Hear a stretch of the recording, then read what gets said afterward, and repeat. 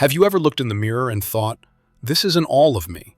There's more, something hidden, something unfamiliar, just beneath the surface. Carl Jung believed you're right. Because according to him, you're not just one person, you are two.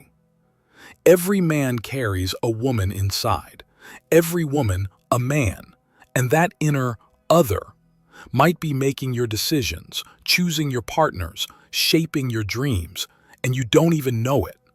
Welcome to the world of the Anima and Animus. Jung called this your contrasexual archetype. For men, it's the Anima, the feminine soul image. For women, it's the Animus, the masculine spirit image. But this isn't just about gender roles. The Anima Animus isn't some pop psychology version of your feminine side. It's something ancient, deep, mythic.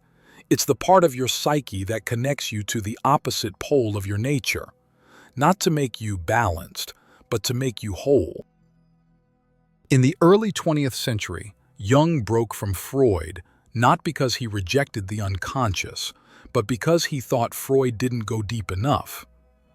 During his intense inner journey, what he called his confrontation with the unconscious, Jung began having waking visions. He encountered vivid, autonomous figures in his imagination, and the most powerful among them, a woman.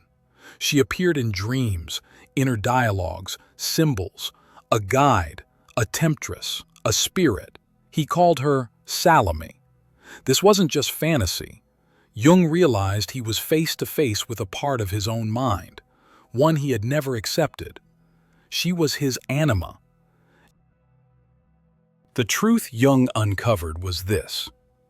The psyche is by nature androgynous. That means all of us, regardless of our physical gender, have a psychological opposite within. This opposite isn't just passive. It speaks in moods. It guides our instincts. It chooses who we fall in love with.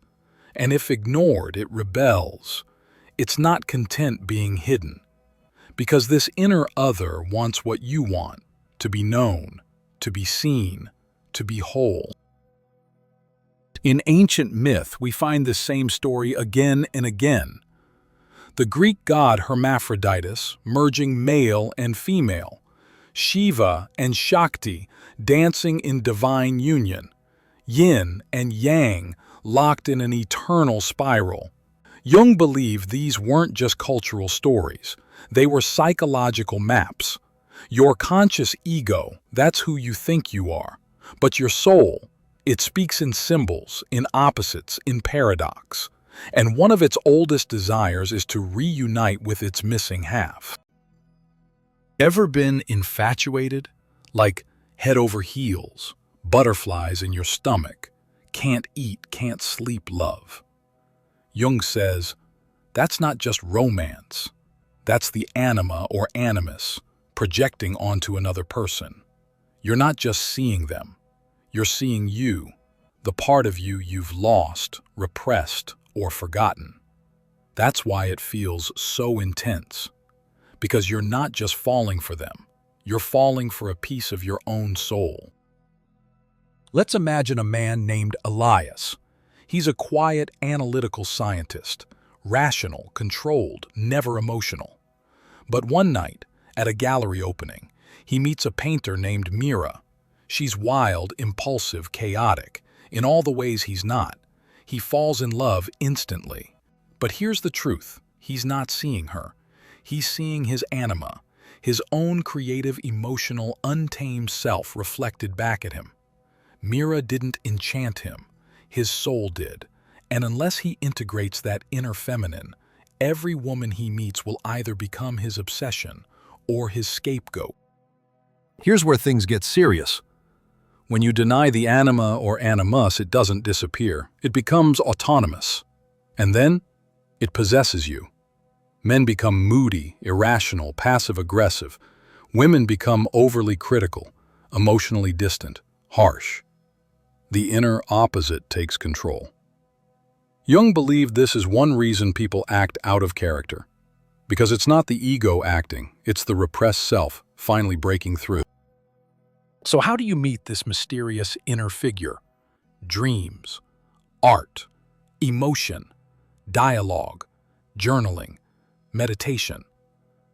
The goal isn't to suppress this inner presence, but to invite it in, to hear its voice, to have a conversation with it, to ask, what do you want me to know? And when you start listening, your life begins to change. Integrating the anima, or animus, isn't comfortable. It means facing the parts of yourself you've rejected. The man might have to feel pain, vulnerability, emotion. The woman might have to claim authority, logic, ambition. But when you do this work, you become powerful in a quiet way. You stop looking for wholeness in others. You stop reacting and start responding. You stop seeking a soulmate because you become your own. Jung believed that the marriage of the anima and animus within a person produces something extraordinary, the self. Not the ego, not the persona, but the true self, the totality of who you are. This isn't about becoming someone new, it's about becoming someone whole, a person who has met their own depths and isn't afraid of them.